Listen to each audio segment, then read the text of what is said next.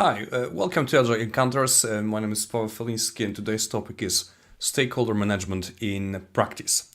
Here is what we're gonna cover. We will start with the topic of understanding stakeholders, who your stakeholders are, what are your stakeholders, how to identify them, how to understand them at all. Then a little bit more practical section, we're going to talk about mapping stakeholders to very interesting techniques, stakeholder radar and stakeholders matrix. Then we're going to move to the topic of managing stakeholders, different strategies depending on who your stakeholder is, what kind of person your stakeholder is, what you should do. And finally, very interesting practical tips for building trust while working with your stakeholders. Okay, let's start with the first topic. Whenever we talk about stakeholders in general, depending on the situation, we imagine different answers. The Scrum Guide, for instance, says indirectly, but it's quite true. Stakeholder is anybody interested in your product or service that you provide that is not part of your Scrum team. Broad definition of stakeholder would be anybody who has direct or indirect influence on your product. We can try to slice it down into more particular people. Recently, during my class, Professional Scrum Product Owner Advanced, I asked the audience question, guys, how do you know who your stakeholder is? And the answer was, well, typically we know. We simply know when I'm a product manager, product owner, project manager, and I have my and I work with stakeholders. I start the projects, launch a product or service delivery. Typically I know who my stakeholder is. It's inherited. But let's take a look at different kinds of stakeholders over here. No-brainer, our customers are typically stakeholders, and they have direct interest in what we provide, no matter if it's a product or a service. However, very interesting is that also providers to my team, to me as a product manager, different vendors are stakeholders. They have interest in what am I doing, how we are doing it. On top of that, users, different to customers, because as a product owner or product manager, I think I am in touch with customer. I should be in touch. Not always it's possible to be in touch with users, especially if you take a look at big in-house products within corporations. We typically speak to people internally in our company and not to direct users. They are also stakeholders in that case. These three categories of stakeholders, I would say they are external ones. People who typically, not always, are outside our organization. But within our organization, we also have stakeholders, obviously. The influencers would be those who have influence at us mainly. My manager, head of product department, CEO of the company, any people who want me to succeed with my product or service or a project. Finally, the governance, so people who I need to cooperate with while managing whatever I'm doing. Project manager could be the person, somebody from HR, somebody from legal department, maybe from sales department, different people.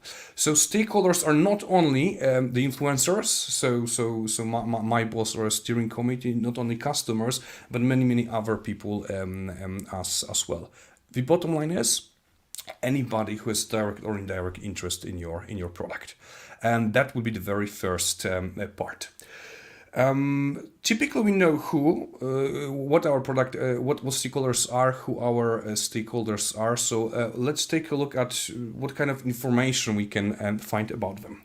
If you attend other webinars or different training sessions, you will hear a lot about the power of brain, about the importance of the fact what is the personality of your stakeholder. You need to adjust your style of communication to the person you communicate with.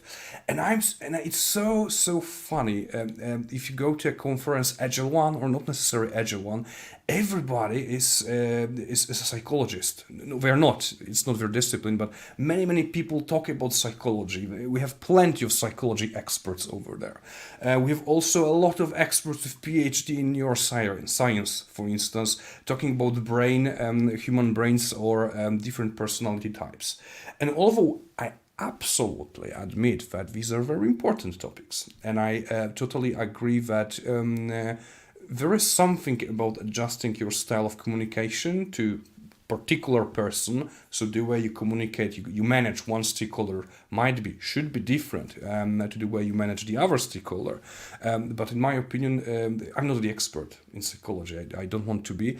This is one point of view. However, I find others way more practical, simply useful. Let's take a look at them. Power and needs.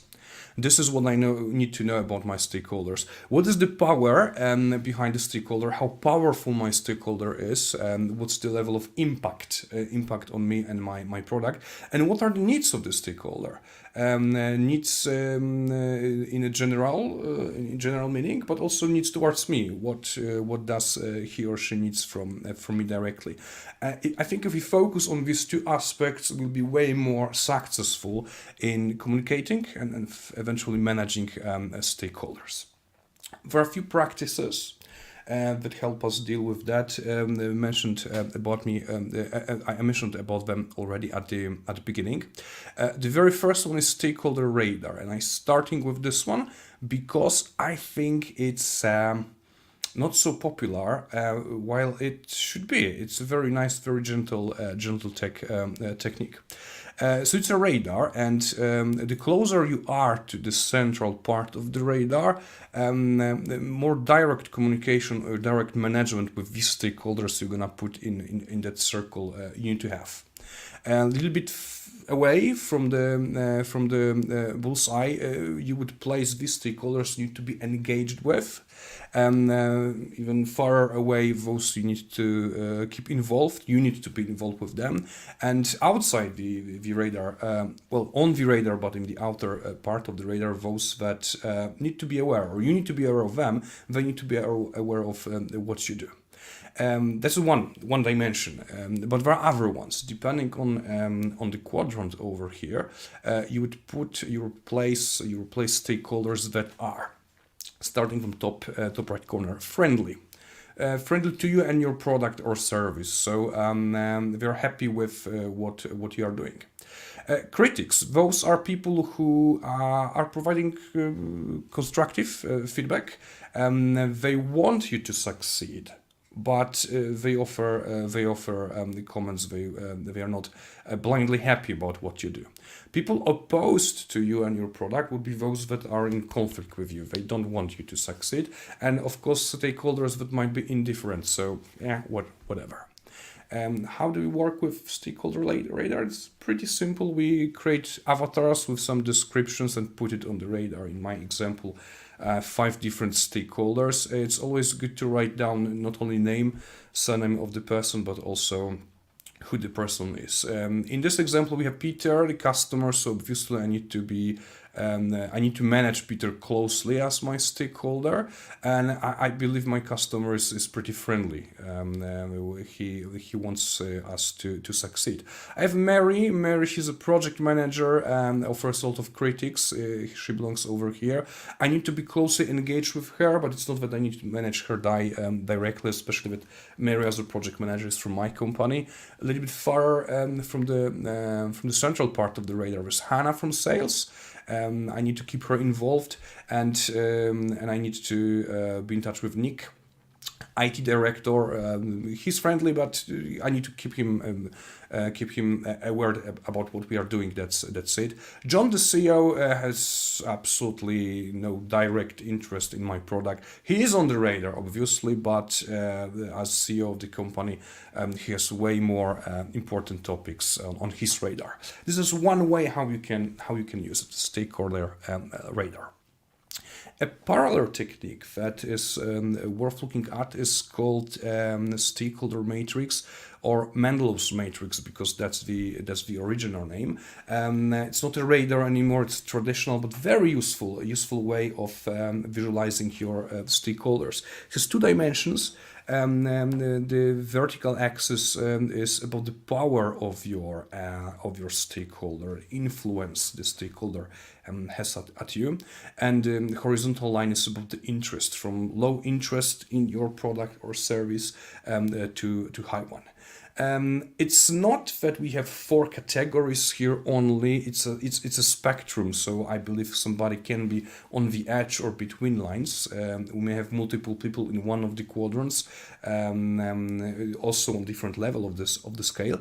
But the bottom line is that depending into which quadrant your stakeholder where your stakeholder is, in which quadrant, your approach, your strategy of addressing the stakeholder might be different.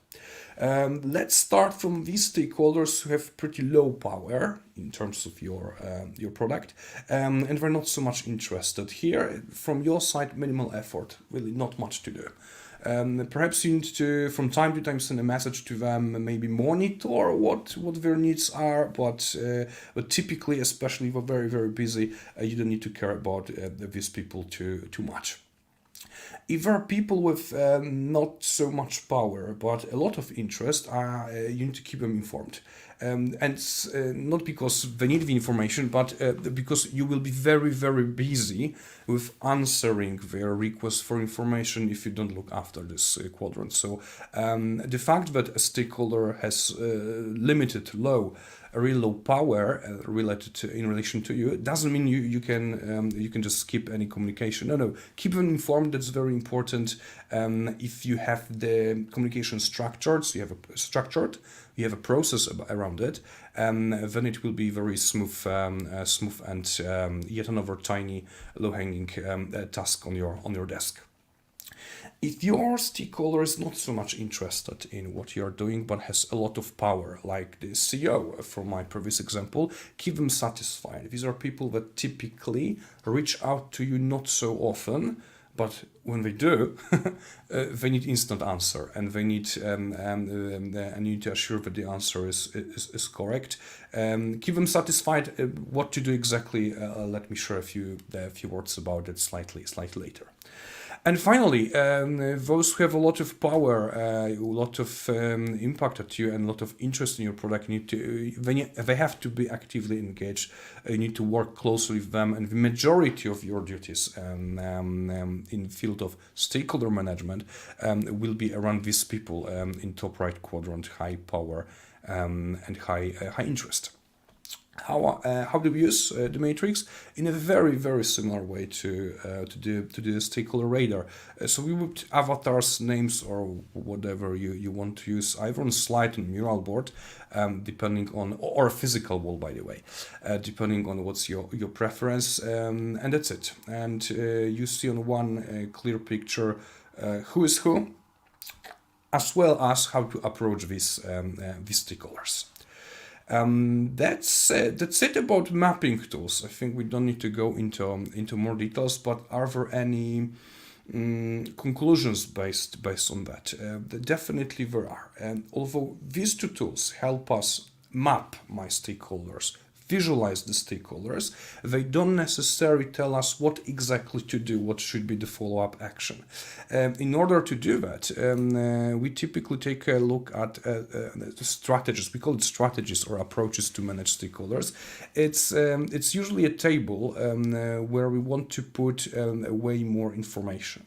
Because stakeholder management, despite identifying their needs, identifying the stakeholders, identifying their needs and so on, it's all about fulfilling the needs, and the majority of your job is communication.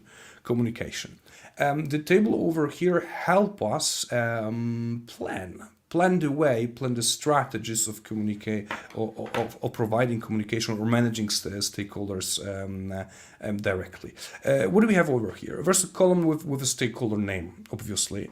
Another column with the groups that stakeholder belongs to.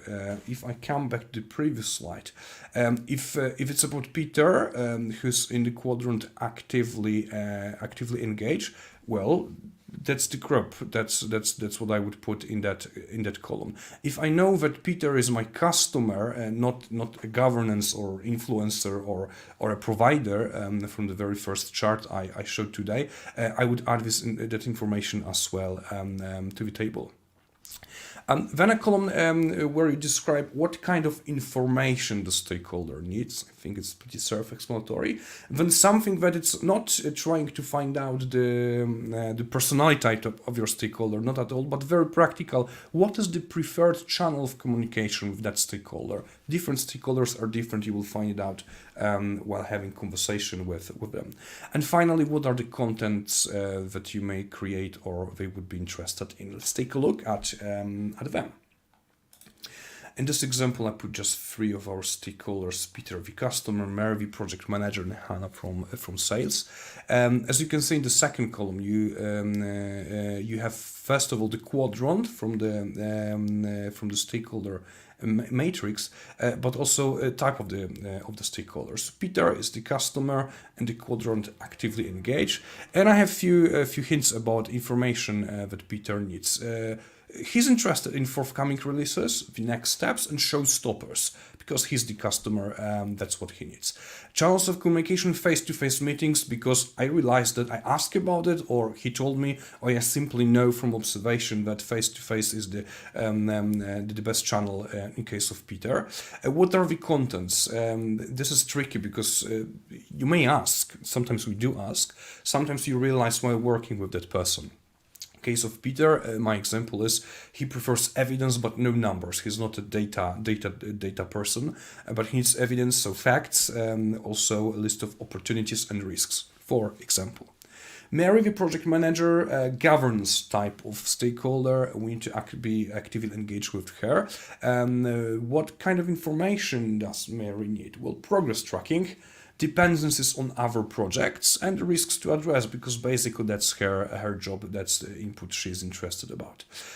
She prefers weekly updates, weekly status meetings, also aggregated reports that she can share with others. She's very fact and numbers driven. She's also interested in deviations to project the KPIs. And we have Hannah, Hannah from sales. She's in different quadrant, keep informed. She's an influencer, a person from my company, my organization, so internal stakeholder. She cares about customer satisfaction. That's the information she needs to know, but also potential use of the product with other customers. She prefers calls. There's no sense to send email to hers, and the contents are stories. If you're a storyteller, you're good in telling stories. That's what works with her. This is just an example, obviously, and I encourage you all not to create it for all stakeholders that you have in your matrix. Perhaps the most important ones, so those in actively engaged and keep informed sections, as an example. Depending on how many you have. In my practice, it's anything between 2 and 40 people, really. But there's no sense to keep on your radar 40 people, because you will not be able to manage all of them actively. About that, by the way, one more note at the very end of our meeting today. Let's move on. So these were the strategies for what to do with my stakeholders. But there's one important topic before we go or reach out to stakeholders. It would be awesome if we are able to build trust while working with them. And trust in business relationships, trust in organizations, or trust among people, it's a broad topic that I don't want to cover fully over here. I think if you are interested in that topic, everything that could have been written was written by Dale Carnegie in a bestseller, a very old one, How to Win Friends and Influence People. A good one, and I'm not going into the details here as well. But trust is very important. Trust is very important, and without trust, many of your stakeholders may start to move from friendly area, friendly zone to the zone that we name critics, and then those who are opposed. That's not what we want to have. So I'd like to share with you a few practical tips on building trust that I didn't read in the book, not at all, but something that worked for me and for us at Meyrick during recent engagements. So first of all, the most important trust builder, and you would read about it in Dale Carnegie's book actually, is to listen. It's to be a listener. So not to talk a lot, but to listen. Listen to the needs of the person. Listen to the language, communication style of your stakeholder. Treat each of your stakeholders individually, even if you have them in one room. These are completely different. Could be completely different people, and they deserve your attention. That's the first thing. And I think it's a no-brainer, right? However, a few years ago, I remember we had a lot of fun with one of stakeholders of a project that we supported. That's why I put an asterisk over here. The problem was that person, in comparison to others, was very. I'm gonna talk about personality type again. While I shouldn't, was very straightforward, straight to the point. Give me data, facts, no stories. No small talk at all. That's interesting because that person, whenever I gave space, I give her space. Whenever I wanted her to talk about her needs and what she needs, she said she claimed that I'm not proactive enough. She thought I should be the one talking. I should be the one actually doing a lot, because if I'm not, I'm stepping back. Interesting case. So although I treat the rule of listen to your stakeholders as a very important rule, please mind it's not that you just have to sit down and say nothing. There are people who actually want you to contribute way more. As a hint, of course. Next one, way more interesting, in my opinion, is a special attitude that I discussed about it during many training sessions. It's very hard to teach it. It's the attitude that I called "How can I help?" Or "How can I help you, my stakeholder?" So starting, continuing, finishing each meeting with the stakeholder with that attitude: I am here for you. I want to know how I can help you, not what you can do for me, although this is part of stakeholders management, asking them to do something, but actually I'm representing, I am in the stance, and I am showing my stakeholder, and that's not a joke, I can't be lying about it at all. I want to represent or think in terms of my stakeholder interests. Of course, I have multiple stakeholders. So if I collect the needs of all of them, perhaps I won't be able to satisfy all of them. Perhaps I don't want to satisfy the needs of all stakeholders. But that attitude builds trust, especially early in the cooperation with your stakeholder. And it's worth investing some time. And what I called the curiosity. If you use your internal curiosity, childish even curiosity, as if you were a child, typically stakeholders open up and tell you way more. That's one thing. And another set of tips, final tips I have for you today, are two powerful questions that over last several years we found out very useful. The very first one sounds like a no-brainer, but ask yourself, how often do you ask your stakeholders these questions? What's your purpose? A very broad, open-ended question about the purpose of a stakeholder in the context of the product or the service. Not what's your target, what's your goal, but what's your general purpose. Sometimes I think we are finishing the meeting, and whenever I ask this kind of question, we continue for another half an hour. That's a wonderful question to find out what's the vision of your stakeholder or multiple stakeholders if you have them in a bigger meeting. And finally, a question that I enjoy and love the most: what's your personal goal?